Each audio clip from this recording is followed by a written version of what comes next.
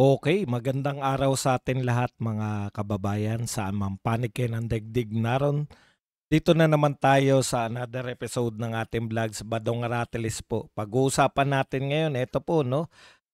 Yung vlogger po na hinuli at nakakulong ngayon sa NBI dahil po dito sa post niya na headshot ng Pangulo. At meron pa po yung nakaturo po yung araw, no? Yung Bogo City. Nagpa-picture po dun si BBM, President BBM, at naroon nga po yun pong ah, yung picture ng Pangulo, nilagyan niya ng arrow, tapos headshot. Hindi naman po, alam po natin na yung Bogo po ay nangangahulugan na ngayon ko lang nalaman.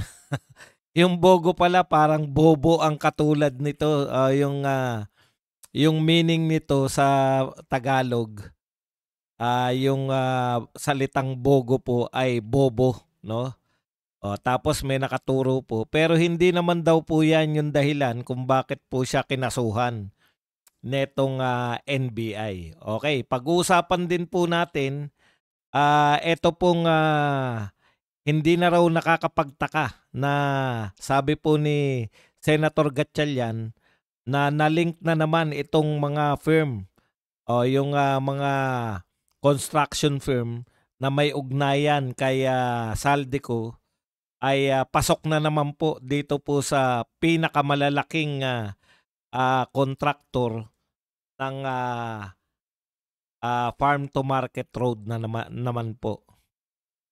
Ayan.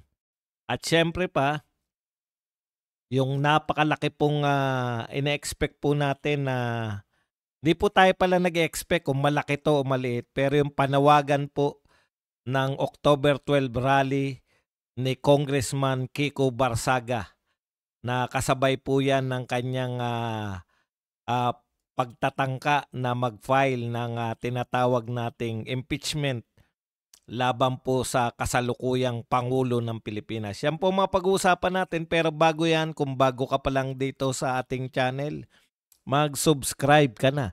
Dahil ito lang ang tanging channel na may kinikilingan, may pinapanigan, una sa balita, uli sa impormasyon, kaya ano pang hinihintay nyo? Pindot na. Okay, pag-usapan natin, no?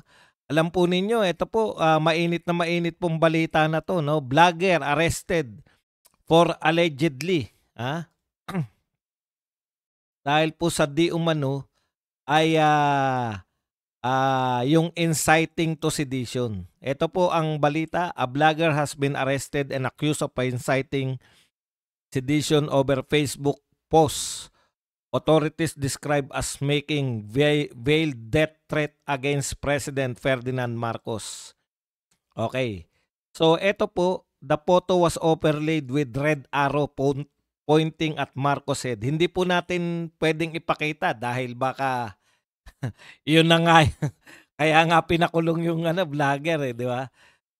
Ilalarawan na lang po natin sa Bogo City po, Bogo City Hall, nagpa-picture po si BBM, tapos meron po siya nilagay na red arrow, yung Bogo po papunta sa ulo ni BBM. Tapos ang pamagat po ay headshot.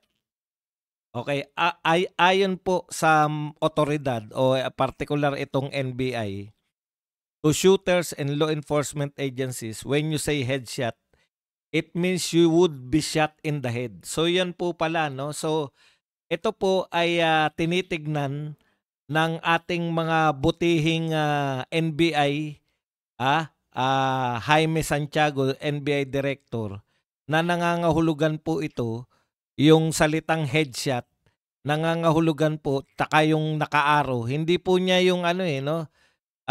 Hindi po yung ibang kahulugan. Ang tinitignan niya headshot, tapos nakaturo yung arrow kay BBM. Pagtatangka po ito sa buhay ng ating mahal na Pangulo. Alam niyo po, siniseryoso po nila, no?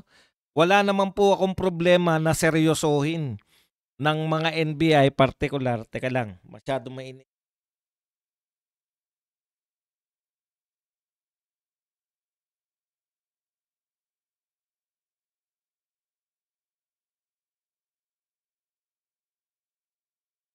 Okay, wala po akong problema na seryosohin po ng NBI yung, pagtatangka sa mga pangulo, sa pangulo ng lalo na po 'yan pangulo ng Pilipinas. Kaya nga inciting to sedition agad ang isinampang kaso dito sa vlogger na 'to. Pero alam niyo po, sa una po 'no, ang tingin ko yung meaning po 'no, hindi naman po yung, kumbaga masayahin po tayong mga Pilipino, eh.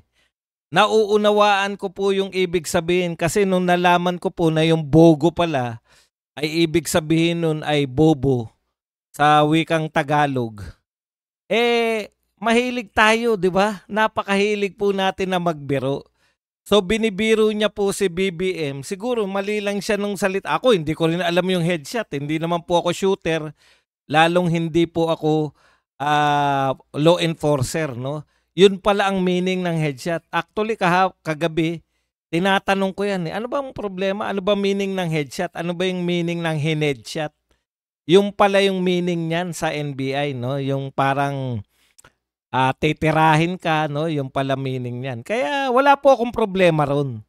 Maaring yan po ay anong tawag doon? Yung patawa. Patawa yan eh. Gusto magpatawa ng vlogger na naka-offend. 'Di ba? Hinanapan nila ng butas. Teka muna. Yung salita po na headshot yung ikinaso sa kanya. Wala pong problema kung seryoso po sila. Dapat talagang seryosohin yan. Di ba? Siniseryoso po nila. In fact, si BP Sara, sineryoso nila yung sinasabi ni BP Sara, di ba?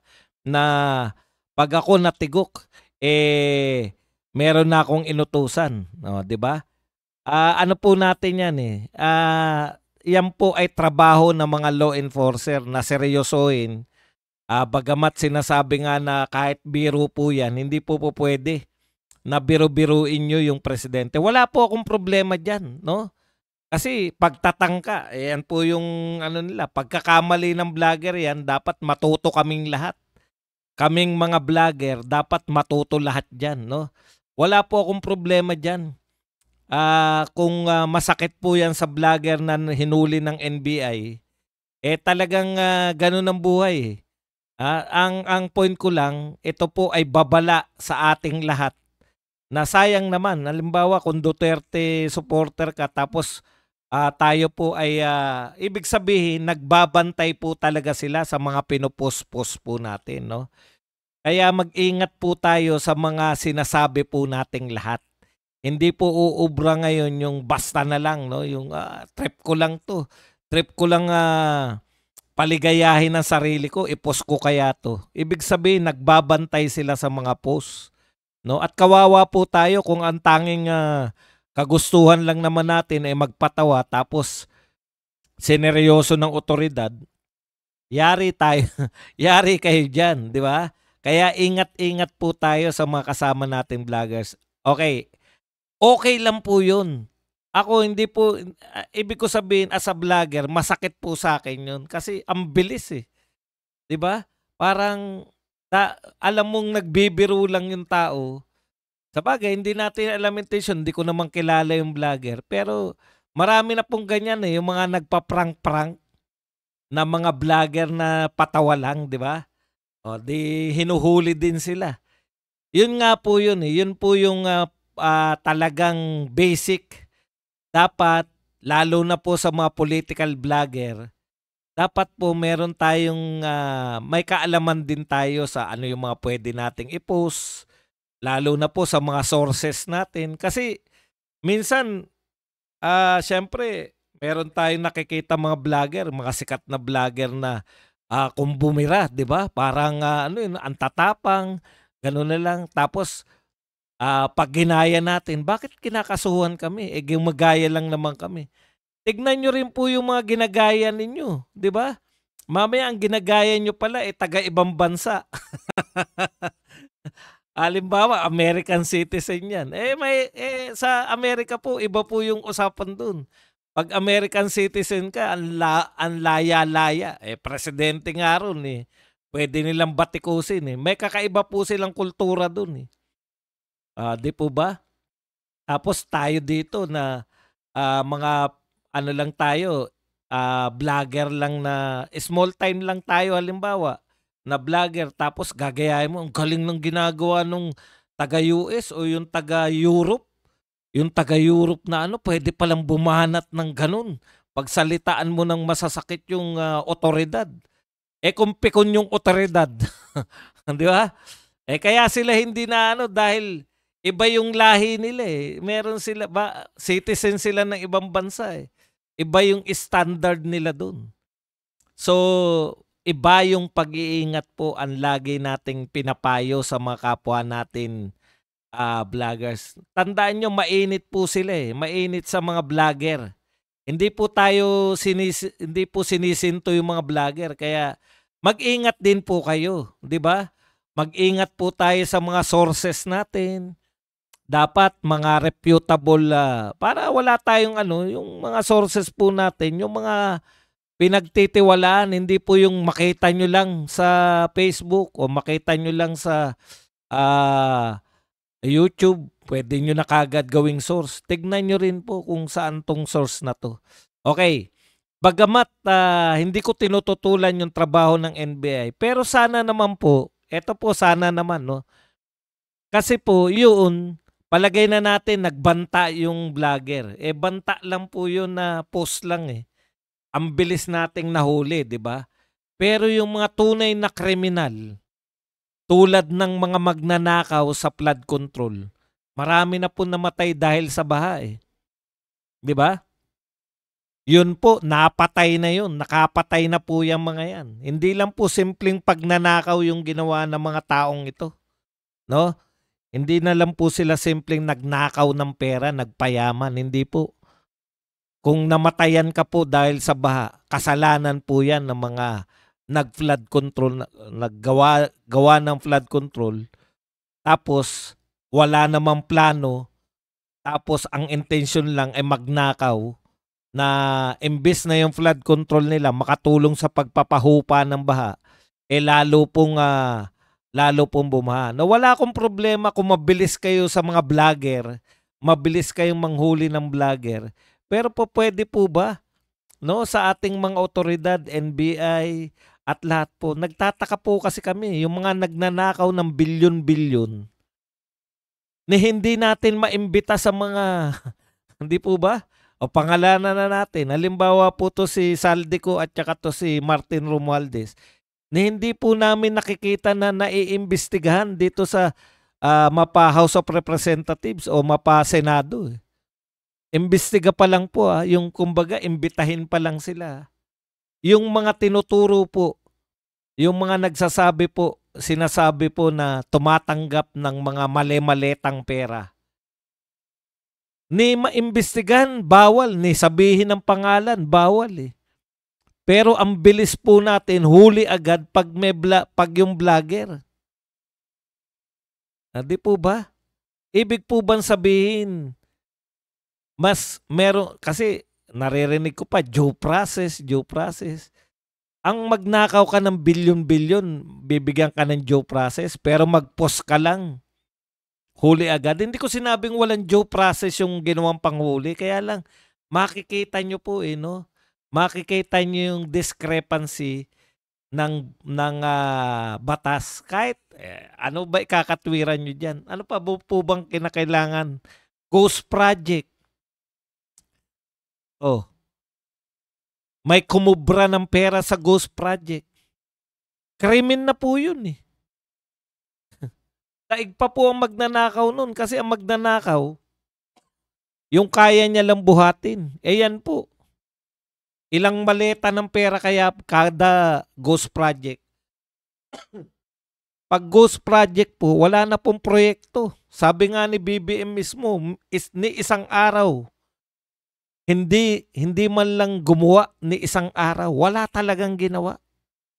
Oh, presidente na po ng Pilipinas siya nagsasabi. Pero wala po tayong makikita na yung mga pinagbigyan po ng mga mali-maletang pera, hindi natin makitang iniimbitahan sa mga, nakikita natin, iimbitahan, balak imbestigahan.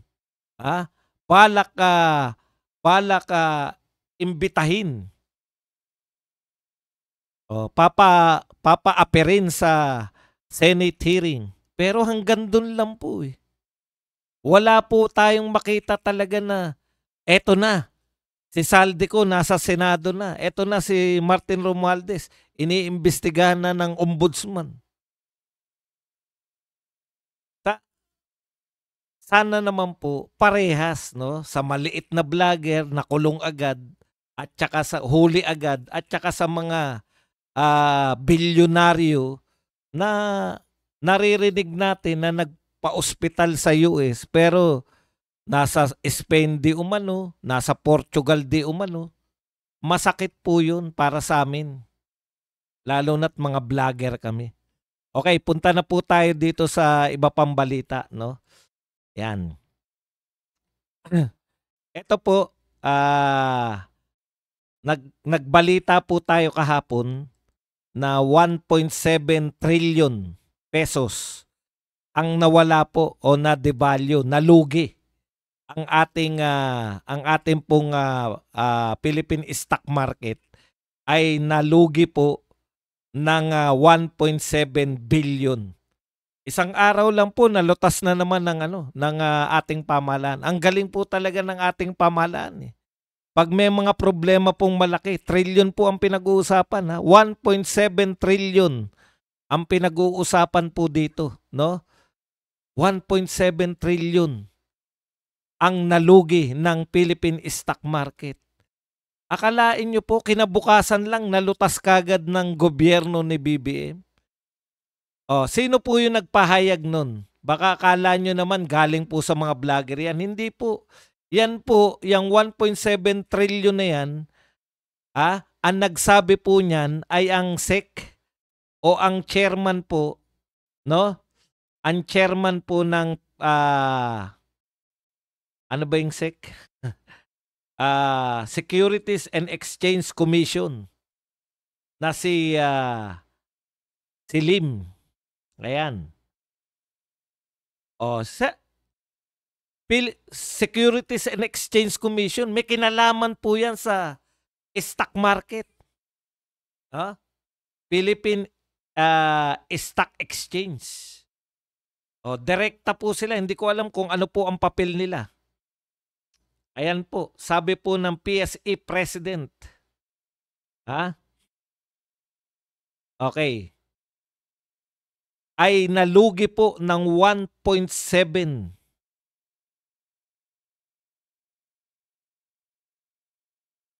Paano mo sasabihin na nalutas agad yan na nakalimutan ko na yung pangalan, basta Lim ang pangalan nung ay apelyido. Wala rito eh.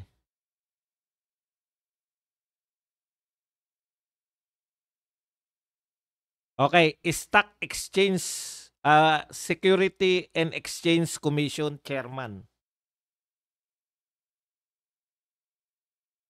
Siya po ang nagsabi nun. Katiwa-tiwala po ba yun? Taga-SEC po yan eh. Hindi naman po, hindi po pangkaraniwang tao yan no, na namulot lang ng ibinabalita niya. No? Taga-SEC po yan. Kaya po, tayo po, kinukumpirma natin eh. Sabi nga sa inyo, kinukumpirma natin kung sino yung pinaggagalingan ng balita natin eh. Pero ngayon po, tila nalutas na po agad. Ang bilis naman ba dong? Nalugi na 1.7 yung stock market. Nalutas agad. Paano naman nalutas? Ito po, napakasimple lang po ng ginawa. Unfortunately, ito po ang sinabi ng ating magiting na Special Assistant to the President for Investment and Economic Affairs. Ayan. Frederick Go. Sabi po ni Frederick Go, unfortunately po, the Securities and Exchange Commission Chairman was quoting a confirmed fake news SOCMED post designed to catch attention and falsely sensationalize. Iyan po ang sinabi nito ni Frederick Go. Ito po ang Special Assistant to the President for Investment. Fake news daw po yung SEC chairman. O, dilutas na. Hindi naman niya pinaliwanag magkano yung tunay na lalugi. Alam niyo po, hindi po ako naniniwala na fake news eh. SEC chairman yan eh. Kung fake news yan, dapat tanggalin niyo yan dahil nagpapakalat ng fake news. SEC commissioner? Aba, hindi po ubra yun. Ha? SEC commissioner ka tapos magpapakalat ka basta-basta ng fake news? Ako po, pumutok kasi yan, kinukut lahat yan na nalugi yung stock market natin. Lalo po lumulubog yung stock market natin sa kasalukuyan. Teka lang, meron pwede namang makita ng live yan eh. Philippine Stock Market Today. PSEI. Today. Tignan po natin kung bumagsak na kung bumagsak na naman po ngayong araw na to. At ngayon pong araw ay bagsak po. Ayan, no? Ng 0.49%. O, kinakailangan po nilang awatin eh. Pero bakit hindi po, bakit hindi po nila sinama itong GMA7? Sinabi ninyo na fake news yung binalita o yung sinabi ng SEC chairman kahapon. Ngayon ang tanong ko, bakit hindi nyo siya tinanong uli? Diba ganun yung mga journalist, dapat both ways? Sinabi lang po ni Frederick Go, Special Assistant to the President for Investment and Economic Affairs. Sabi niya, fake news daw yung SEC chairman. Hindi po ako naniniwala. Ang taas po nakatungkulan ng pagiging SEC chairman para sabihin lang na fake news yung sinabi niya. Parang ang hirap pong tanggapin nun. Hindi lang parang, talagang ang hirap pong tanggapin na yung SEC chairman ay nagpe-fake news sa mga datos. Ako hindi po ako maniniwala. Ngayon dapat tanungin nyo, GMA7, bago nyo nilabas tong fake news siya, dapat kinuha nyo rin yung kanyang side. Aba, hindi po basta mga tao yan. Para ka maging SEC chairman, mataas ang pinag-aralan mo sa ekonomiya. Tapos sasabihin lang, fake news. Lutas na agad yung problema natin sa stock exchange. Hindi po. Ay bagsak po pa rin po hanggang ngayon. No? O, hindi po pwedeng patawa-tawa lang kayo. At dahil dyan, ay nananawagan na po itong si Congressman Kiko Barsaga. Ito po, ang sinabi ni Congressman, ito po malinaw, no? Malinaw po tong panawagan na to kasi nanggaling na tayo sa malabong panawagan eh. Ano po yung sinasabi natin na malabong panawagan?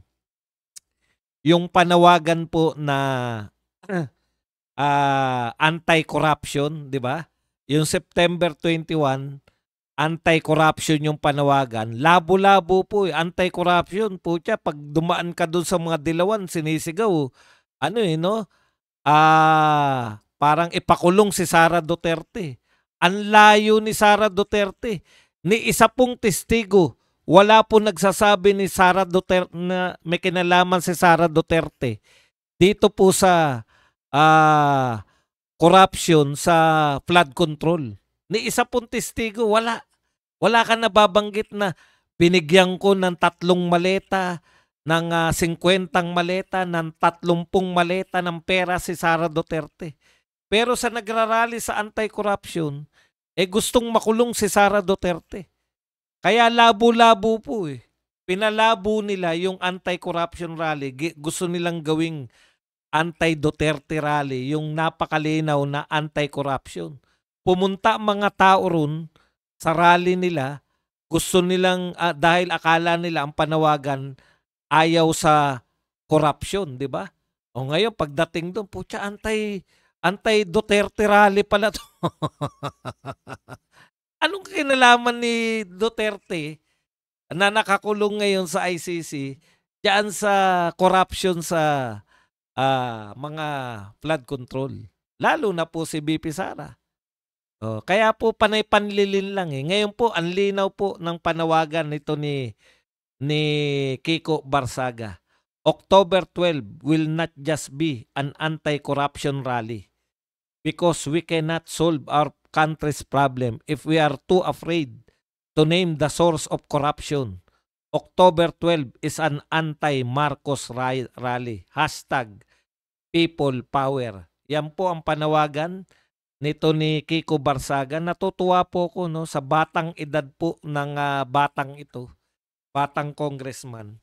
Siguro kung ako ang magulang nito, proud na proud ako na kakabahan ka dahil alam mo mainit na kay Kiko Barsaga yung mga lahat ng tao na nababastusan sa kanyang ginagawa. Dalawa lang naman po yan eh. Kung kayo po apektado ng mga sinasabi niyang anti-corruption, mababastusan kayo. Pero kung kayo po ay anti-corrupt talaga, matutuwa po kayo sa ginagawa ni Kiko Barsaga. Kaya po, yan po ang panawagan niya. At saka bukod pa dyan, may panawagan pa siya na impeachment para kay BBM. So, nasinagot naman ito ni Auntie Claire na wag daw paniwalaan pag walang ebidensya. Alam mo, Auntie Claire, no? Mulagat na yung ebidensya. Oh.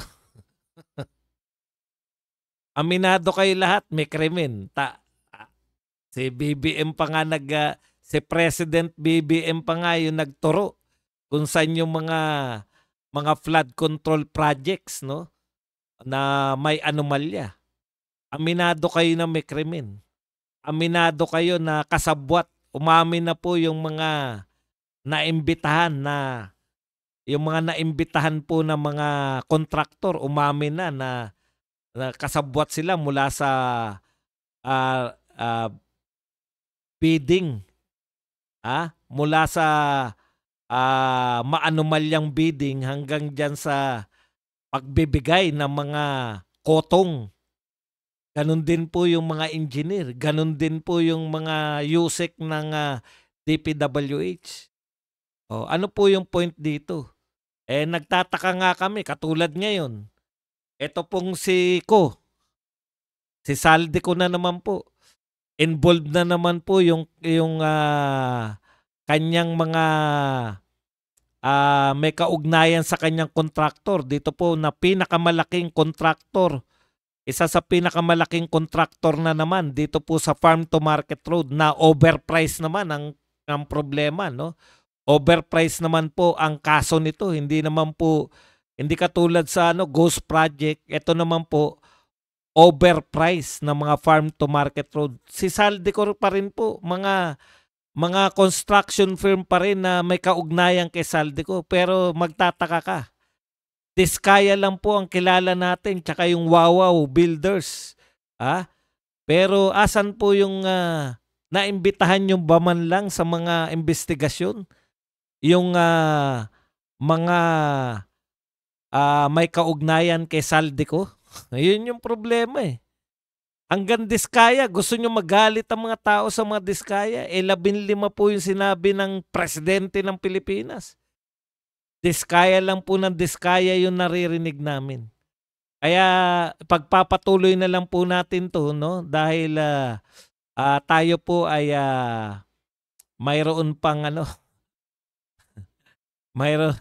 hanggang sa susunod po, no, na sinusubukan po muna natin tong mga format na ganito para maiba naman. Hanggang sa susunod po, itutuloy natin tong mga diskusyon. Hindi po natin sila tatantanan, no?